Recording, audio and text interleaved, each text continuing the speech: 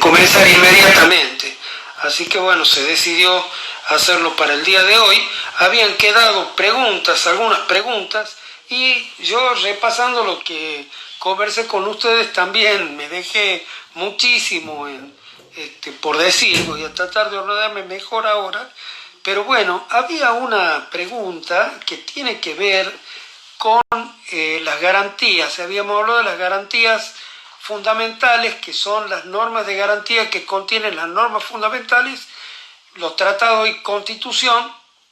Habíamos recordado que la Constitución argentina tiene su origen en las ideas del constitucionalismo francés y norteamericano, y que de la Constitución americana ha copiado el sistema de división de poderes, adoptado un sistema republicano, representativo y federal, ha copiado el sistema de división de poderes y ha instaurado expresamente el juicio por jurado en 3 artículos.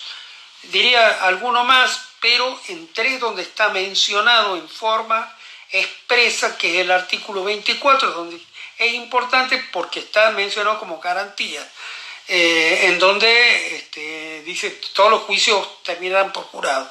Y lo mismo, todos los juicios criminales terminarán por jurado, y está en el capítulo de garantía. Esto es decir, es una garantía que puede ser exigible inmediatamente.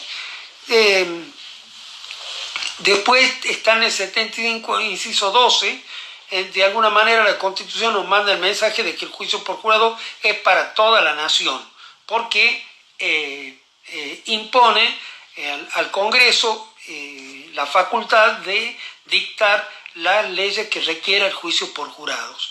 Y con la palabra especialmente adelante, quiere decir se trata de una ley especial que va a tener vigencia en todo el país. Por eso, cuando rija esta ley de jurado nacional, entiendo que vamos a tener que ajustarnos todos, porque va a ser una excepción a la división de poderes con la provincia, sin afectar la división de poderes, pero cuando se juzgue por jurado va a tener que ser conforme a esa ley.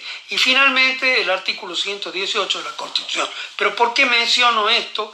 Porque entre la división de poderes, la adopción del sistema representativo, republicano y federal, y la mención del juicio por jurados, ello nos está diciendo que nuestro sistema de enjuiciamiento tiene que ser un sistema adversarial, tiene que ser un sistema apto para litigar ante jurados.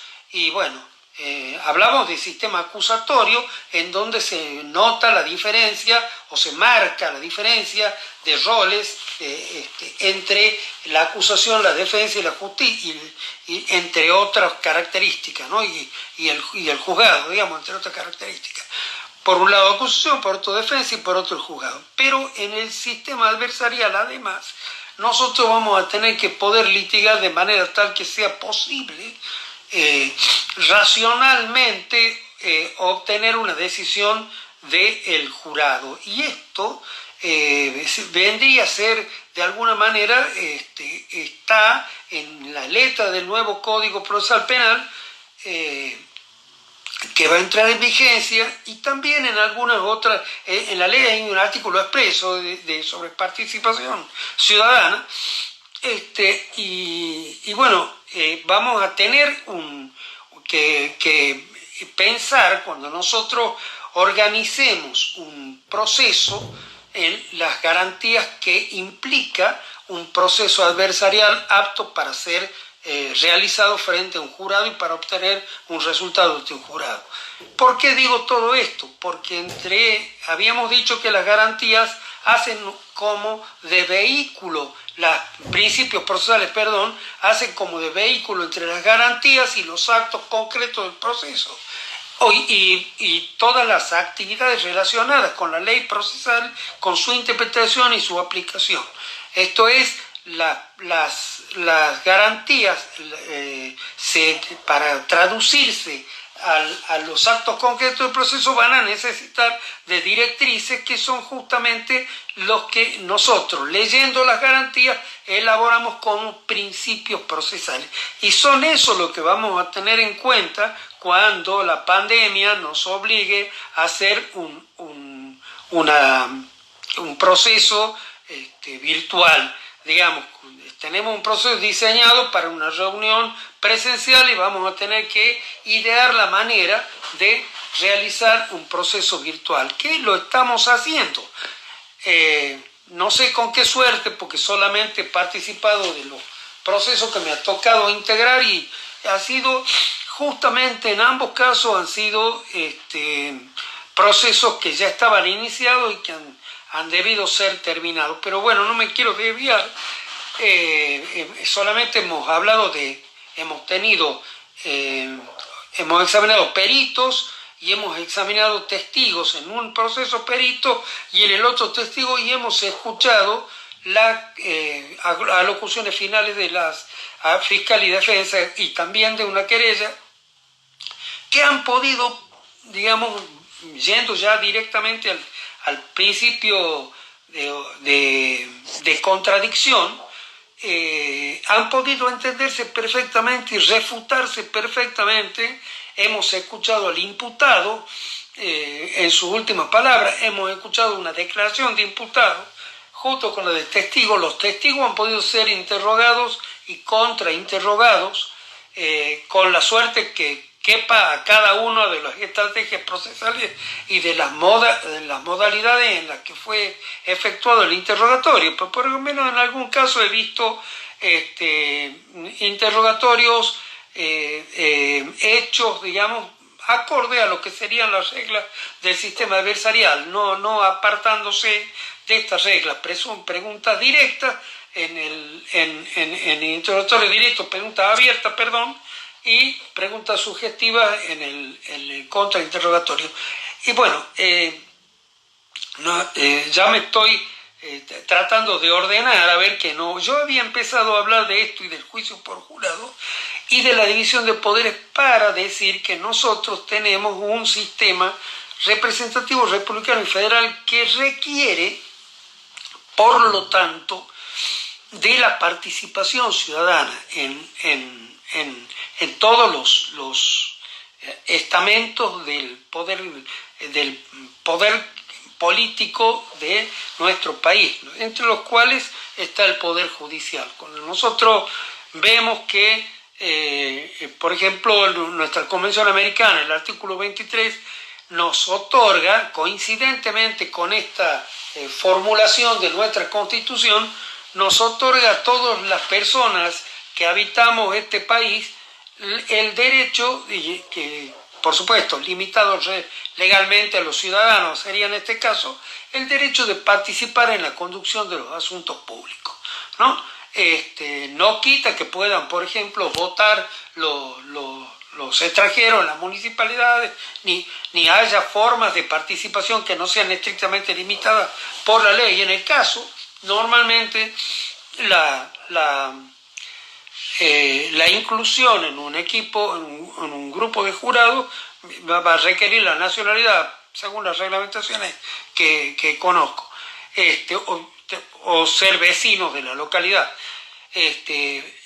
Yo todo esto lo digo porque como tenemos que pensar un proceso virtual que sea apto para reproducir un juicio adversarial, nosotros cuando tengamos que elaborar normas sustitutas o acciones sustitutas a las que son normalmente ejecutadas en un proceso penal, digamos, vamos a tener que tener muy en cuenta de que estamos en un proceso que necesariamente debemos elaborar como adversarial, porque en el mes de septiembre ya en toda la provincia vamos a tener la vigencia del nuevo Código Procesal. Y aquí vamos a los principios. Si la Convención Americana nos da el derecho garantizado de tener acceso a la justicia y ser oídos por un juez competente, independiente e imparcial, nosotros vamos a ver que la imparcialidad es un principio que va a extraerse casi en forma directa de las convenciones internacionales, de las normas fundamentales, para traspasarse directamente a todo el proceso penal.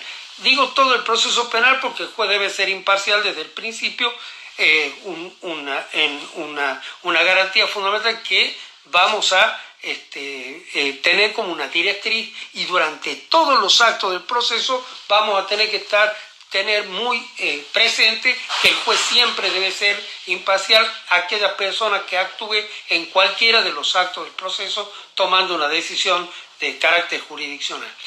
Y cuando hablamos de esto, digamos, estamos hablando de un principio que también debe tenerse en una audiencia de juicio oral, tenerse presente. Por eso necesitamos que este principio, lo tomo como un ejemplo, como viene directamente desde la Convención Americana y surge de la Constitución, que en un proceso tiene que haber un juez imparcial. Y en el juicio oral, decía, también tenemos que tener. Sin embargo, quiero señalarle que nosotros, por ejemplo, en nuestro sistema procesal habitual, el que está vigente ahora, la Ley 6.203, tenemos una norma que durante el debate le permite al presidente y a los demás jueces, a los dos vocales con la venia del presidente, interrumpir en cualquier momento y formular preguntas. Y había una pregunta que se refería a esta cuestión: ¿qué piensa de la facultad de los jueces de formular preguntas? Yo creo que no es una facultad que sea compatible con un sistema adversarial. Cuando las preguntas, porque creo que nuestro código nuevo habla de preguntas aclaratorias, así se ha reproducido esta norma de la Ley 6.203 en la norma correspondiente del nuevo Código Procesal Penal, bajo el nombre de preguntas aclaratorias. Y estas preguntas aclaratorias las llaman, digamos, bajo la categoría de aclaratoria.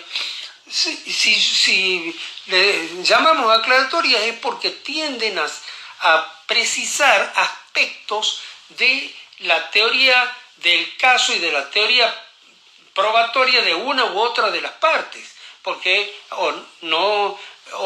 de los hechos, digamos, que aducen una u otra de las partes y que en la prueba puede, a criterio del juez, no haber sido clara la rendición por parte del testigo, por parte del elemento de prueba que se examine, y por eso el juez necesitaría, dice la norma, o se entiende, de hacer preguntas aclaratorias. Y realmente, cuando las preguntas son aclaratorias respecto de los hechos del caso que van a fundar la sentencia de fondo, el código, yo creo que mañana algún día va a tener que reexaminarse, porque se ha filtrado de alguna manera en esta norma, al parecer, un concepto inquisitivo, esto es decir, un concepto de alguna manera que le permite a los jueces tomar intervención en la conformación del plexo probatorio, es decir, formular una pregunta que tiene seguramente una respuesta prevista, tiene una respuesta posible prevista en una investigación, en una forma de investigación que toma el juez, que va a incidir en los hechos sobre los cuales ese juez después tiene que resolver. Y el sistema adversarial no admite este tipo de interferencia. Esa interferencia es más propia de un sistema en el cual el juez representa al Estado, a los intereses de alguna manera oficiales, donde de alguna forma veamos, creo que muchos de ustedes habrán tratado este tema. Si un juez está buscando información porque duda, en nuestro sistema, el sistema nos dice que en la duda se debe absolver. ¿Y cómo se construye una verdad judicial? A través de determinadas pequeñas verdades que van saliendo de diversos elementos de prueba que nos dicen, nos permiten tener por establecido determinado hecho, conectarlo con otro y finalmente llegar a una conclusión. Si en ese proceso de conexión de hechos los jueces tenemos un papel, digamos, para completar algo que falta, siempre vamos a estar haciéndolo para condenar, nunca para absolver. Y esto es muy fácil de darse cuenta cuando uno se posiciona muy claramente en el sistema, dándose cuenta o viendo de que, bueno, en la duda corresponde absolver. Si yo quiero salirme de la duda, es porque estoy operando para no absolver. Nunca yo no necesito salirme de la duda para tomar una decisión. Al contrario, si la parte no pudo probar, la parte que tiene el rol de probar, el rol que es, en realidad bajo la teoría de las cargas probatorias, es lo que la asignación de este rol probatorio al fiscal no deja de ser, a pesar de que sea un rol oficial de procurar pruebas, una cuestión de que relacionada con la teoría de las cargas probatorias, de donde la persona podrá o no, logrará o no traer a conocimiento del tribunal los datos que necesita para obtener determinado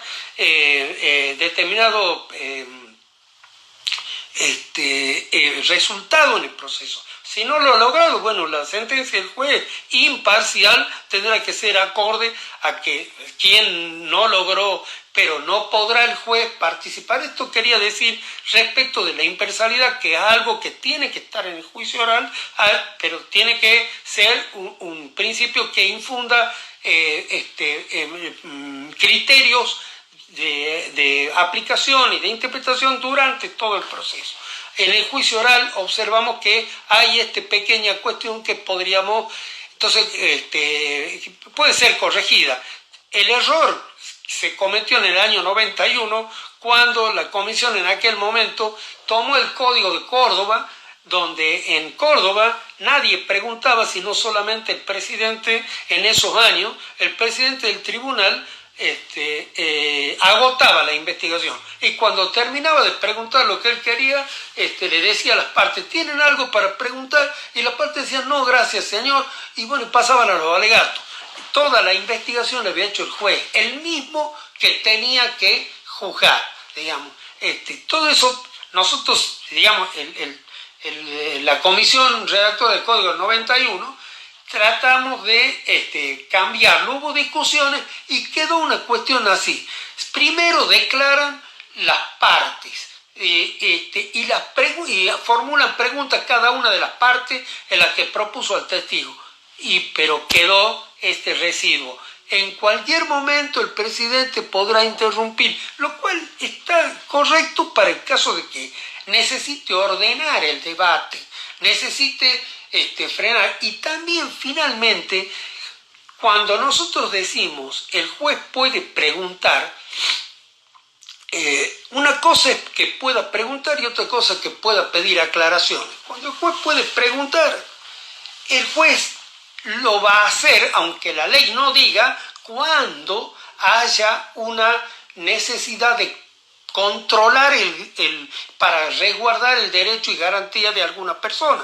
Por ejemplo, si el juez ve en peligro la garantía o el derecho de alguna persona, por ejemplo, de conocer su identidad sexual, si hay alguna persona que está preguntando y que no es pertinente, por ejemplo, y que puede afectar los derechos de esta parte, que puede elegir o no tener, el juez podrá intervenir y decir: un momentito, aunque no haya oposición, va a necesitar intervenir o formular una pregunta. ¿Está conforme usted de que se formule una pregunta de este tipo? Quizá el ejemplo que he puesto sea solo uno, pero hay muchos ejemplos en los cuales puede producirse o estar a punto de producirse la violación de un derecho de una de las partes. Entonces el juez, si tiene que hacerlo en forma de pregunta para proteger ese derecho, lo va a hacer porque así lo impone la Convención, el artículo 1 de la Convención Americana, es el deber de respetar y garantizar, digamos, que les compete a todos los funcionarios del Estado, mejor dicho, a todos los miembros del Estado. En el momento en que hay la posible violación de un derecho, la persona que esté a cargo y que represente al Estado Nacional a los fines primero de garantizar el derecho, evitar que se viole y reafirmar el sistema, tendrá que intervenir. Si tiene que hacerlo a modo de pregunta, podrá preguntar. Pero eso es una cosa. Y otra cosa es preguntar para saber cuál es la verdad que yo quiero saber, porque tengo mi propio programa de investigación, si pregunto. Bueno, esto es una de las preguntas contestadas. En mi opinión, por supuesto que es un tema para debatir. Sin embargo, creo yo que es muy claro que ante un jurado, un juez, fíjense ustedes, piénsenlo, un juez que formula preguntas y le da color de verdad a determinada versión a través del fruto de esa pregunta, ¿qué es lo que está haciendo? Está tomando para sí, digamos, la tarea que es la de juzgar los hechos o participar en el juzgamiento de los hechos. Tanto después cuando lo juzgue como ahora cuando lo está construyendo a través de preguntas. Bueno, me parece que el tema ya está más que tratado. Bueno, habíamos quedado con otra, alguna pregunta, y esta pregunta tiene que ver con otra que quedó contestada, donde me parece que alguien de apellido Flores había preguntado si es que creía que los jurados pueden funcionar. Bueno, los jurados están funcionando, pero aparte de eso, yo creo que la pregunta decía algo así como si se podrá llegar no, la verdad que no la recuerdo, si está la persona y lo quisiera repetir a la pregunta y por ahí hacerme un mensaje con todo gusto. Y bueno, tengo muchas otras cuestiones para hablar. Por ejemplo, del tema de cómo nosotros al momento de elaborar un plan, un programa de trabajo para hacer un juicio virtual, vamos a tener que estar muy atentos a los principios procesales, que son los que nos traen las garantías constitucionales aplicadas al proceso y son los que le van a dar validez a nuestra actuación y además van a satisfacer los derechos de las personas sin violar ninguna garantía. Entonces yo le voy a repetir, habíamos dicho que el proceso es oral, público, concentrado, continuo, contradictorio, concentrado, continuo y con identidad física de los jugadores. Y lo repito porque, por ejemplo, en la oralidad, digamos, en la oralidad y en la mayoría de los demás principios, hay otro principio que de alguna manera los conecta y sirve de nexo, y que es el de inmediación, que de alguna manera es la razón de ser de la oralidad. Por eso no se enuncia como un principio por separado, pero tiene entidad propia porque interviene en la evaluación del cumplimiento de los demás principios. Si esos principios han garantizado inmediación, digamos, van a ser mejor aplicados que si la evitan. Por ejemplo, la inmediación es lo que da razón de ser a la oralidad. Es una cualidad que nos permite a los jueces encontrarnos cara a cara con las partes y con el imputado, pero además examinar por nosotros mismos la documentación, ver las películas, realizar las inspecciones oculares, pero no solo a los jueces. La inmediación es respecto de todas las partes. ¿Por qué? No se trata de un acto de autoridad jurisdiccional pelado de todo, sino que tiene que ser un acto en la sentencia, cuando sintetice toda la prueba obtenida, digamos, por las partes, va a tener que ser un acto que contemple de cara al conflicto, de cara a la cuestión que lo ha convocado, y que tenga en cuenta la ley, que tenga en cuenta la defensa de los intereses de la víctima y la defensa de la garantía del imputado. Digamos, estamos pensando que los jueces tienen que participar activamente en lo que atañe a su presencia permanente y su lucidez respecto de todo lo que está ocurriendo en el tribunal, pero no deben realizar ninguna actuación que les haga infringir esta prescindencia que todas las partes esperan de los jueces. Dentro de todas esas medidas, la inmediación le va a permitir ver, oír a las partes, comprender mejor sus argumentos, oír al imputado, oír a los abogados, oír a los testigos, ver a los testigos, ver el material en forma directa. Por eso se llama inmediación, porque es lo contrario a intermediación. Cuando nosotros hablamos de intermediación, estamos hablando de algo o alguien, una nota, una representación que nos ayudó a tener la memoria, a recuperar en la memoria los datos que escuchamos en la audiencia. Si nosotros vamos a depender de un tercero para escuchar esos datos, vamos a adquirir conocimientos que no son propios y que han pasado por un proceso. Fíjese, si nosotros tenemos que ver a través de la escritura, por ejemplo, un juez estuvo sentado durante los primeros 2 testimonios, escribió su nota, y con esa nota viene otro juez y declara que se va a presidir, se sienta y escucha los otros 2 testimonios que faltan, las conclusiones finales, y resuelve. Y tuvo 2 testimonios en los que no estuvo presente. En el Código Nuevo y en el nuestro está claro, en el Código Nuevo está bueno de que haya un cuarto juez, de que haya un juez que pueda asistir a la audiencia y para poder participar, y que participó de todo, para poder también participar de la sentencia si alguno de los jueces originales tiene una indisposición o no puede ir por algún motivo a la audiencia porque le pasa un impedimento desconocido, tenemos un juez suplente. Sí, digamos, eso es la doctrina desde hace mucho que viene propugnando, de tener un cuarto juez para el caso de...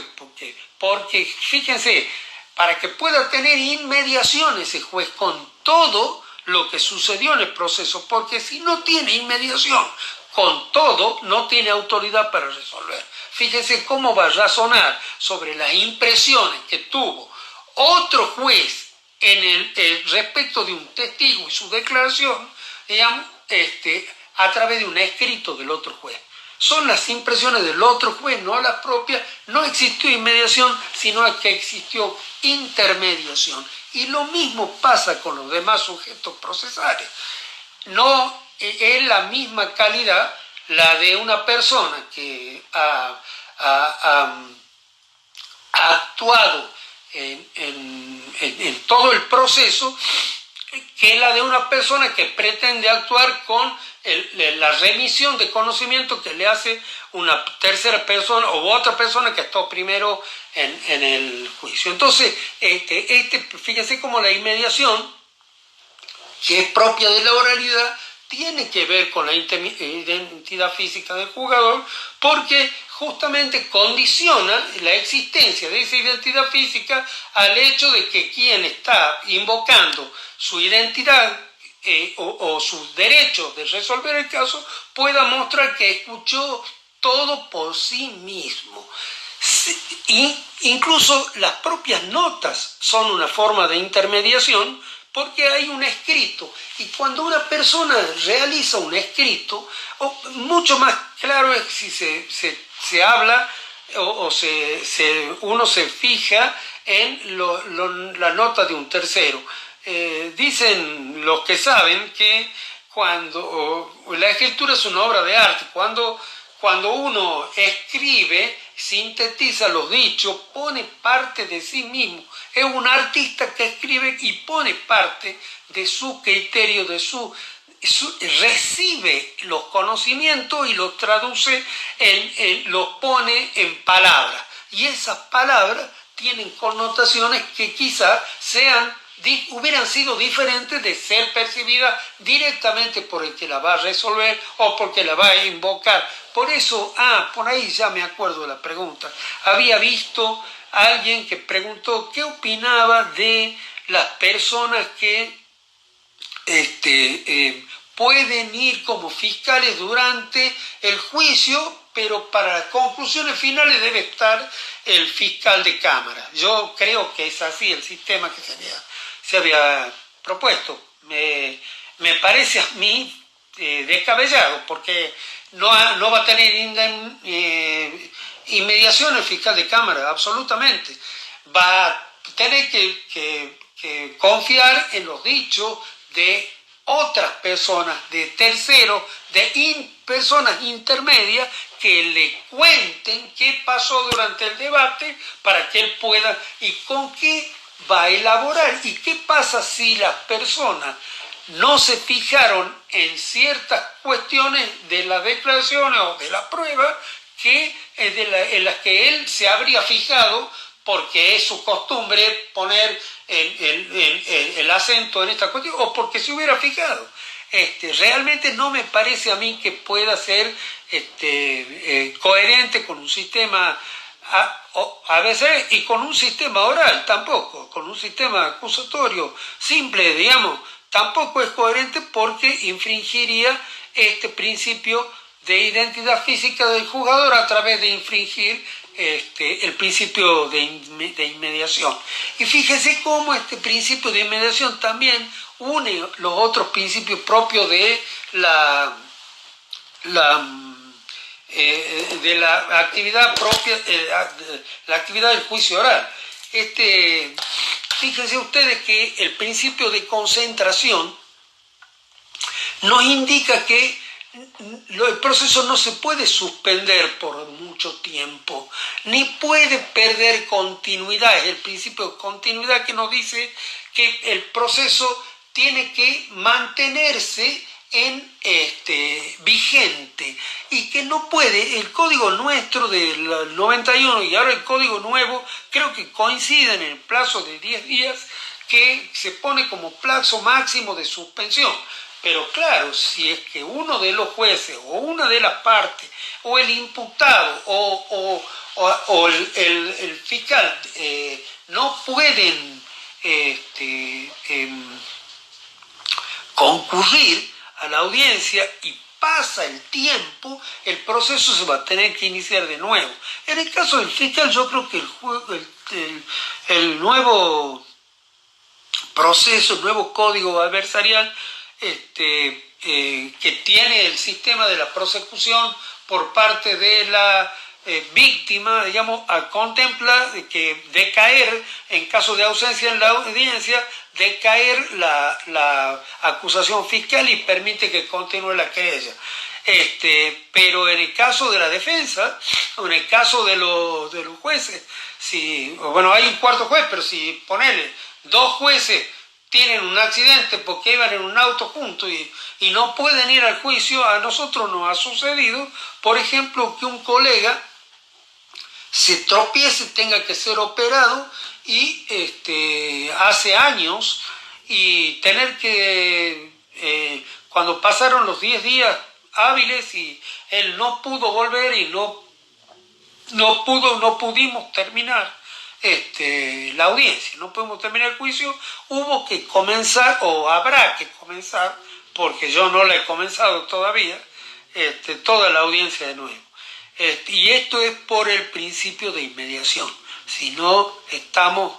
Entonces, le decía, la concentración nos va a decir que tenemos que tratar de reunir en todos los actos las cuestiones afines, ¿no? Por ejemplo, las cuestiones preliminares en nuestro código las reúne y les ordena que se tengan que resolver todas en conjunto. O sea, si hay 4 cuestiones preliminares en un proceso, las 4 van a tener que ser tratadas y van a tener que ser resueltas todas conjuntamente. Pero esto pasa no solamente durante la audiencia oral, sino que es una consecuencia de la finitud del proceso, de la transitoriedad deseable y en el proceso, que cuanto más transitorio es, más eficaz es, porque demora menos la administración de una solución al conflicto judicial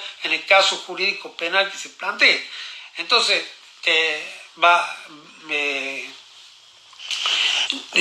la concentración es como que otro principio que se relaciona con eso es no con nuestro juicio oral, sino con el proceso en general, es de eventualidad o prescripción. Entonces, donde, como nosotros habremos estudiado en la facultad, los plazos para los actos previstos en el proceso van a seguir avanzando, se realicen o no las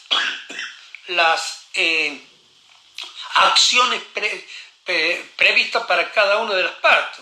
Por ejemplo, yo recibo la notificación de una sentencia, si deseo, yo voy a apelar, y si no deseo, o recurrir, y si no deseo, no recurro. Cuando vencido el plazo, ha decaído mi derecho de producir un recurso. Como ejemplo, digamos, igual pasa con otros actos que tienen fijado un plazo para su concreción y que cuando la parte no ha concretado ese acto, pierde el derecho.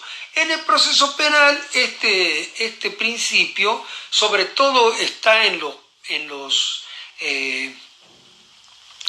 los recursos, en el proceso que actualmente tenemos y en algunos actos de la investigación. Por ejemplo, si yo quiero poner voy a ser notificado, y si quiero como defensor poner un perito, voy a poner un perito de control. Si no digo nada, la pericia se va a hacer lo mismo sin que haya un perito de control. Bueno, yo no sé por qué para tratar el tema del principio de preclusión y el de eventualidad, que nos permite avanzar en el proceso. No así, no se aplica igual en la audiencia, porque en la audiencia rige el principio de unidad de vista, el principio opuesto.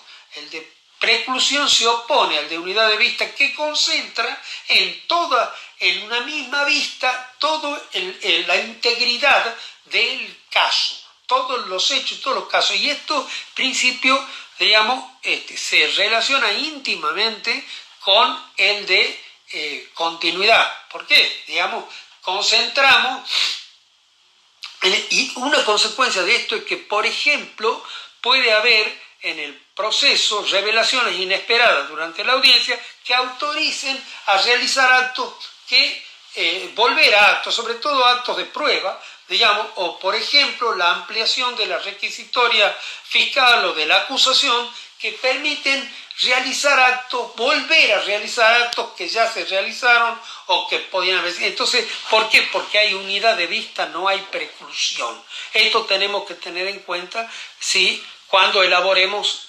nuestro juicio virtual. Pero bueno, hay más principios para hablar,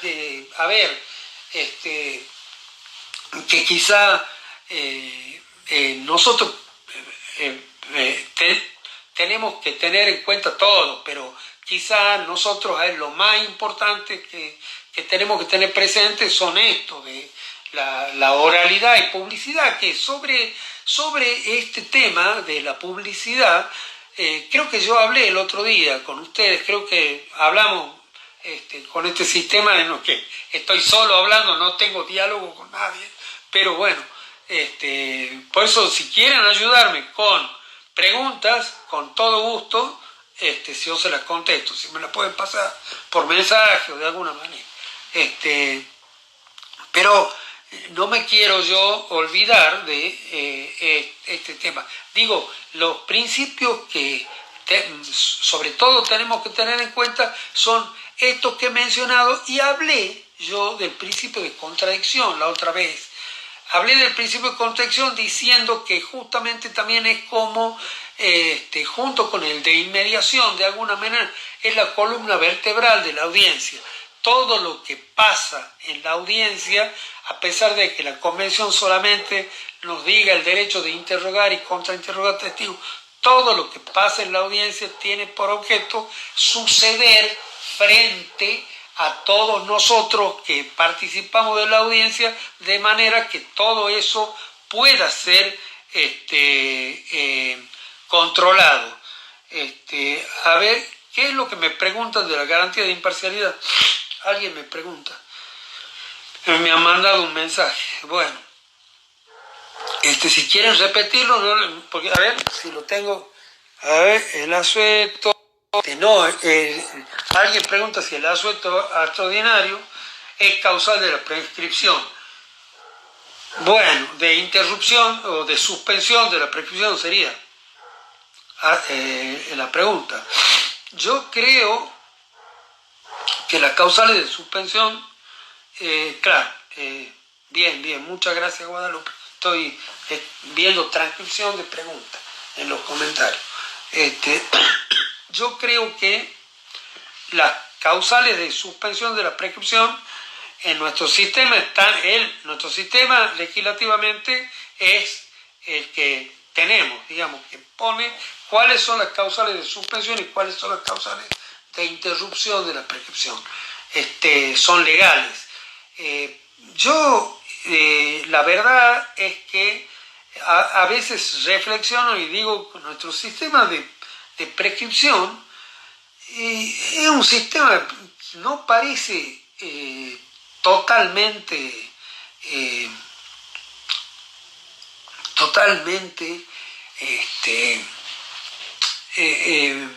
muy claro, porque es claro en su formulación, pero ¿cuál es el tema? Resulta que si el delito, por ejemplo, es corto, y hay un ejemplo, ahí creo que ha salido una película ahora, del robo del siglo, lo puedo citar porque es un tema de conocimiento. Han pasado 6 años y bueno, por ejemplo, robar $1 millón, 10 millones de dólares o un teléfono celular es lo mismo. Digamos, que tiene un máximo de 6 años, no es que es lo mismo, absolutamente no es lo mismo, pero tiene un máximo de 6 años.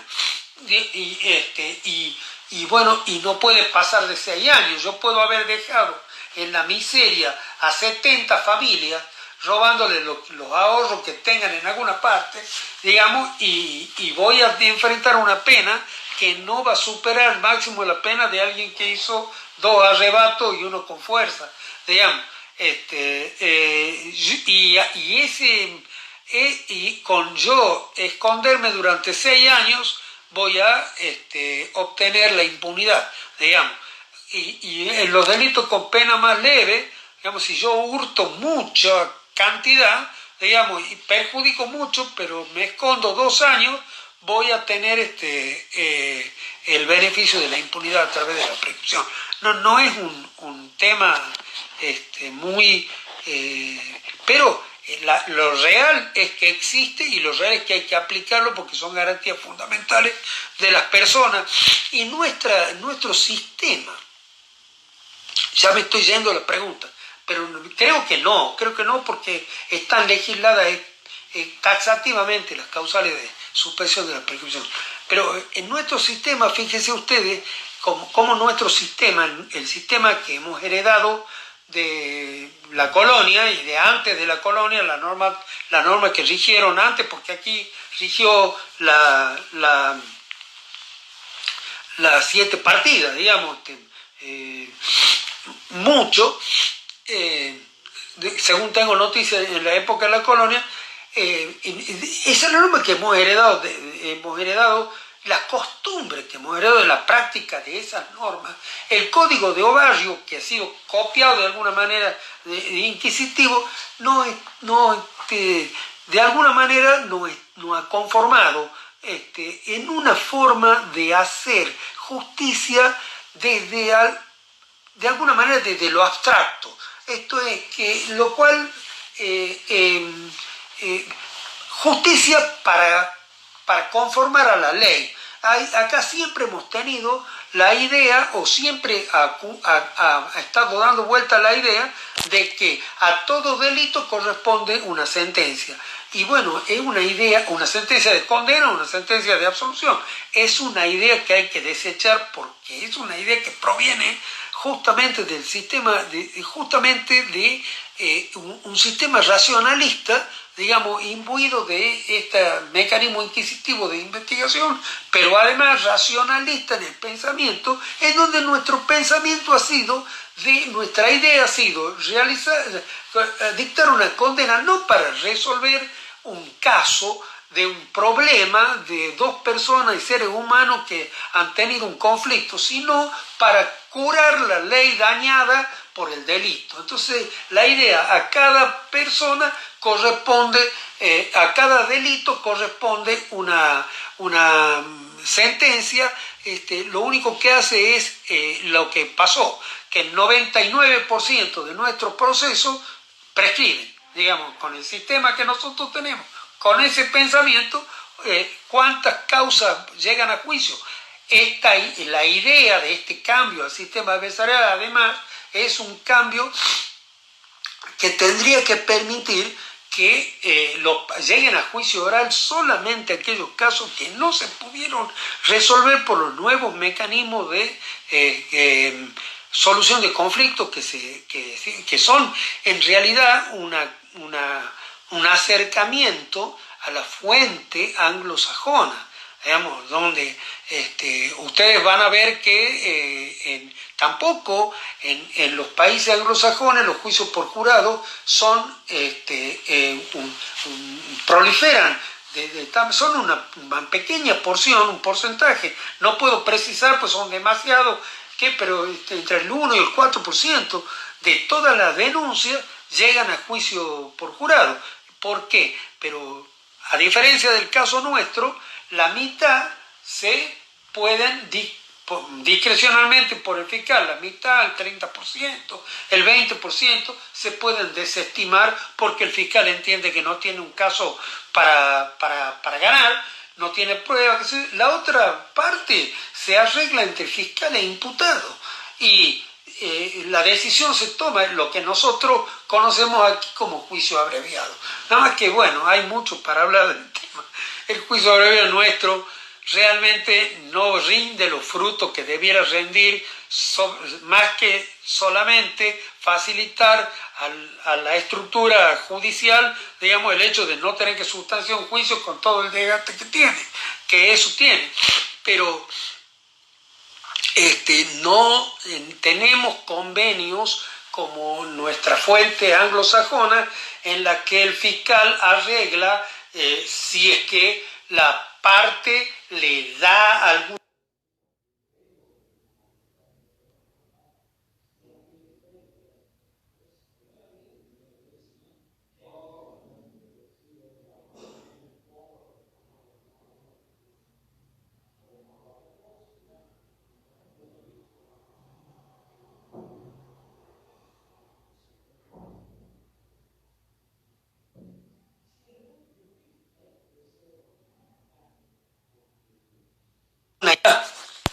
¿Hola? Bueno, creo que tengo tiempo todavía, unos minutos, para contestar algunas preguntas. Hay una pregunta donde me dice si pudiera por audio suplirse la presencia del fiscal titular. Si el fiscal titular no participa, si el caso se tiene que hacer por audio, nosotros, como hablamos la otra vez, vamos a tener que resignar un poquito de inmediación, un poquito de los beneficios de percepción que nos trae la inmediación, digamos de plena percepción, para, por otro lado, respetar el principio de las partes a un plazo razonable, a tener una sentencia rápida, sencilla y efectiva. Siempre y cuando no desnaturalicemos la cuestión esta de la inmediación. El fiscal, por una pantalla, perfectamente puede mirar y puede preguntar y puede dialogar y puede discutir y contrarrestar los dichos de la otra parte. Pero para eso tiene que estar presente. No puede irse a dormir la siesta y dejar otro fiscal que atiende el juicio y él volver ya fresco, después tomar el café con leche a hacer las conclusiones finales, porque no va a tener percepción inmediata de los hechos que su parte representada tiene derecho a que la tenga. Es lo mismo que el imputado tiene derecho a que su defensor conozca todo y que haga la mejor defensa posible. Y bueno, no va a ser la mejor defensa posible si permitimos la rotación. Por supuesto, cuando hay dos abogados de una parte, dos abogados de la otra, es más fácil. Si le pasa algo a un abogado, ahí hay otra pregunta donde hablaban de cuarto juez. No es necesario un segundo abogado, pero es perfectamente posible. Puede un segundo abogado, lo mismo también, puede haber auxiliares de la defensa, pero para hacer la defensa y tener la inmediación, si yo siento dos abogados a defenderme y se enferma uno, el otro va a poder participar. Y si tuviéramos un sistema fiscal en el que la verdadera unidad se respetase en términos de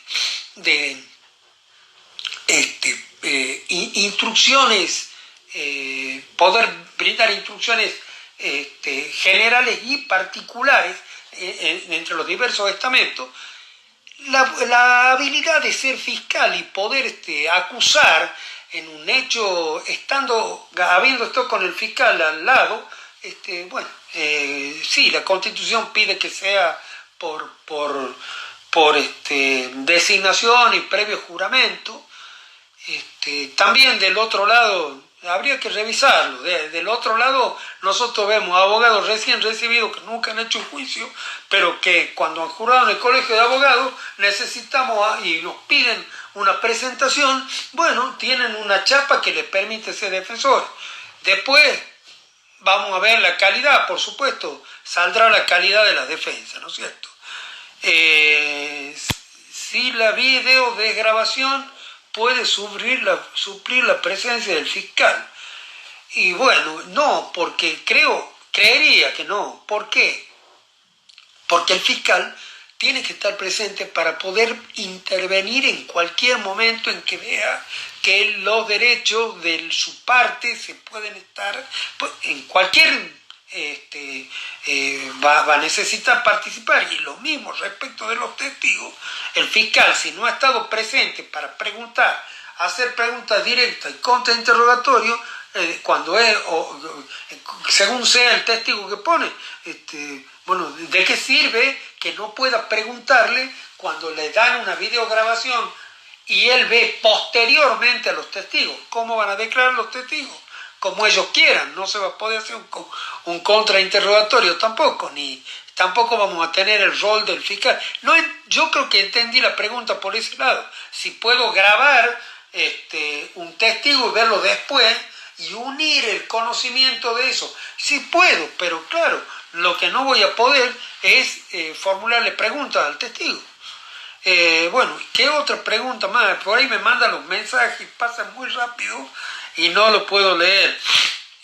Había alguien que preguntaba sobre la investigación. Efectivamente, el juez no debe investigar nada, no tiene que investigar nada. Y cuando está preguntando sobre los hechos de fondo que cuyo descubrimiento le va a permitir resolver en un sentido u otro, el investigador es él, está asumiendo el rol de fiscal es una palabra medio muy fea decirlo, pero es una actitud, bueno, muy oficial, muy claro, el Código de Córdoba que yo mencionaba recién, donde el juez podía preguntar, digamos, ha sido tomado del Código italiano en la época de Mussolini. Así que, bueno, ahí se entiende que el juez representa a la autoridad del Estado, que es el bien máximo, y bueno, ¿cómo no va a tener posibilidades de preguntar si es para bien del Estado que consigue la prueba, que consigue, ¿no es cierto? Bueno, ese pensamiento es un pensamiento, digamos, totalmente opuesto al sistema adoptado republicano representativo federal y por lo tanto un sistema que prevé un juicio adversarial, el juicio por jurado y por lo tanto un juicio adversarial apto para ese tipo de proceso. Entonces necesitamos saber que en un juicio adversarial un juez no puede formular preguntas que le lleven a realizar conclusiones en la sentencia definitiva sobre la cuestión de fondo. Es decir, había otra pregunta, tengo tiempo todavía 5 minutos para contestar.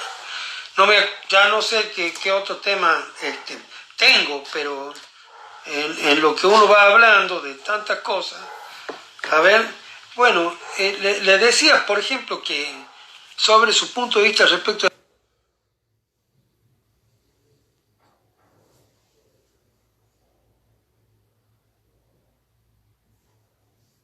Hay otro.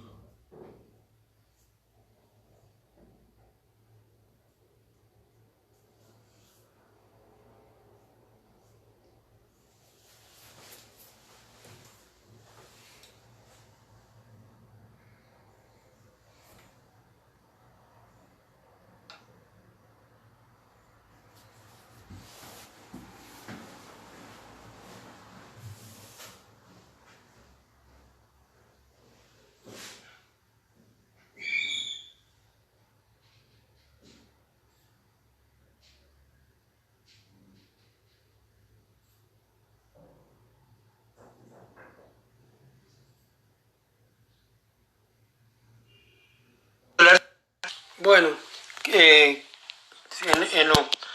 en los minutos que quedan, la pregunta a ver, que tengo...